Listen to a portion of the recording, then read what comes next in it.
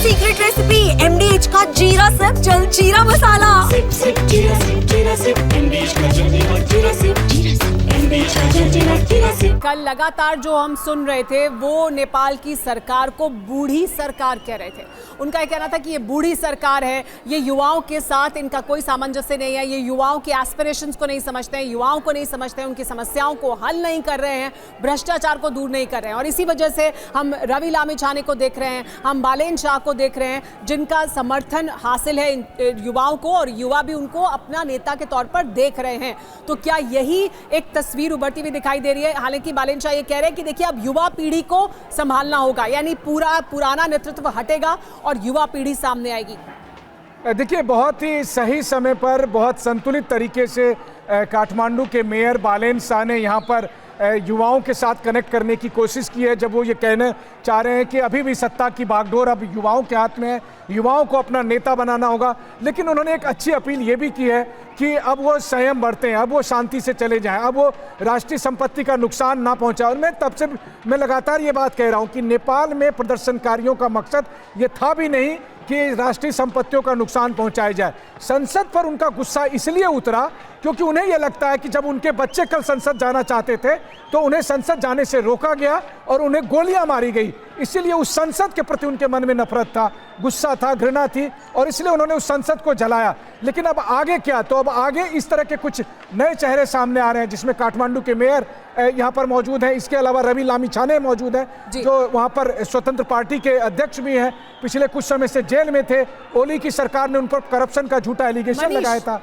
मनीष, एक और बड़ी खबर आ रही है, बड़ी खबर बता देते हैं अपने दर्शकों को। नेपाल में जो हालात इस वक्त हैं उसमें क्या कोई आगे का रास्ता निकलेगा? नेपाल में प्रदर्शनकारियों ने मांग की है, देखिए अब क्या मांग सामने रखी है वो भी आपको बता दें। बालेन्द्र को अंतरिम PM बनाने की मांग, और हम लगातार इसी पर चर्चा कर रहे हैं। लगातार TV9 भारतवर्ष पर हम यही चर्चा कर रहे थे कि वही एक चेहरा है इस समय जिनको युवा अपने नेतृत्व के तौर पर चुन सकते हैं या उनमें अपना भरोसा जता सकते हैं। और भरोसा इस वजह से क्योंकि वो युवाओं के साथ जो कनेक्ट रखते हैं। बालेन्द्र शाह एक ऐसे व्यक्ति थे जो इस भीड़ में, इस उग्र भीड़ में, इन युवाओं के बीच लगातार मौजूद थे। उनकी अपील हमने आपको अभी दिखाई, जो उन्होंने सोशल मीडिया से अपील भी की, जिसमें उन्होंने कहा कि ये जो आप अभी तक कर रहे थे, जो आप हासिल करना चाहते थे वो आप हासिल कर चुके हैं, लेकिन अब आप संपत्ति को नुकसान ना पहुंचाएं, शांति बरतें। और ये बड़ी मांग, ये देखिए, ये है मेयर, लेकिन ये इस समय मेयर हैं काठमांडू के।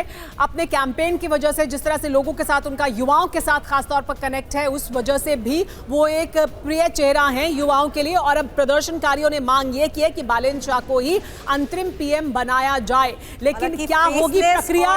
क्या होगी प्रक्रिया? इस पूरे प्रदर्शन के दौरान ये एक सबसे बड़ी खबर हम दिखाते आए हैं, लेकिन इन युवाओं की आवाज जो पिछले कई दिनों से ये बुलंद कर रहे थे, उसमें मेयर ने इनको सोशल वेबसाइट्स के जरिए जिस तरीके से सपोर्ट दिया, ये इकलौते ऐसे शख्स थे सुमेरा जिनका सपोर्ट उन्होंने स्वीकार भी किया, क्योंकि वो जिस तरीके से युवाओं की मांग का समर्थन कर रहे थे। आपको बता दें, काठमांडू के ही ये मेयर, जिनकी तरफ से फिलहाल एक पोस्ट भी किया गया है। और अब एक और बड़ी खबर आई है जहां प्रदर्शनकारियों ने अपनी मांग रख दी है, अंतरिम PM बनाने की ये मांग रखी है। और यही काठमांडू के मेयर बालेन्द्र शाह, जिन्होंने थोड़ी देर पहले ही पोस्ट करते हुए ये बात कही है, संयम बरते, सरकारी संपत्तियों को नुकसान ना पहुंचाएं, लेकिन तैयार रहें, संवाद कायम करना है। सेना चीफ के साथ ही मुलाकात होते हुए ये संवाद कायम हो सकता है, अपील के साथ आखिर में एक शर्त, उससे पहले संसद भंग होनी चाहिए। लेकिन ये हो कैसे सकता है? क्या प्रक्रिया होगी?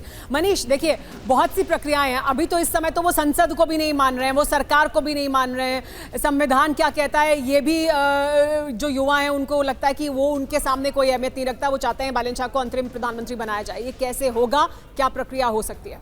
देखिए, मुझे लगता है कि यहीं पर आर्मी चीफ की एंट्री होगी, यहीं पर चीफ जस्टिस की एंट्री होगी, और वो लोग इस पूरे प्रकरण में नेपाल में पहले संसद का विघटन होगा, संसद को डिसॉल्व करने के बाद नए चुनाव की घोषणा होगी, और तब तक किसी को अंतरिम PM बनाने की मांग होगी, ताकि वो एक केयर टेकर गवर्नमेंट के तौर पर जो है सो नए आने वाले समय में चुनाव संपन्न कराए, और फिर नए नेता, नए प्रधानमंत्री बन पाएंगे। लेकिन हाँ, इन सब से पहले एक केयर टेकर गवर्नमेंट की जरूरत होगी, यानी एक ऐसी सरकार जो चुनाव करवाए, एक ऐसी सरकार जो चुनाव तक नेपाल का कामकाज संभाले। और वैसी स्थिति में इस वक्त जनता की मांग है युवाओं की मांग है कि बालेंद्र शाह को यह मौका मिलना चाहिए और हो सकता है कि उनको किस तरह से गद्दी पर बिठाया जा सके, क्योंकि आजकल हमने बांग्लादेश में देखा एक नया फार्मूला था जब कि सरकार के चीफ एडवाइजर के तौर पर मोहम्मद यूनुस को लाया गया था, जब बगैर चुनाव के आप सीधे सरकार का मुखिया बना सकते हैं। तो हो सकता है कि इस तरह का एक फार्मूला आपको यहाँ पर दिखाई दे।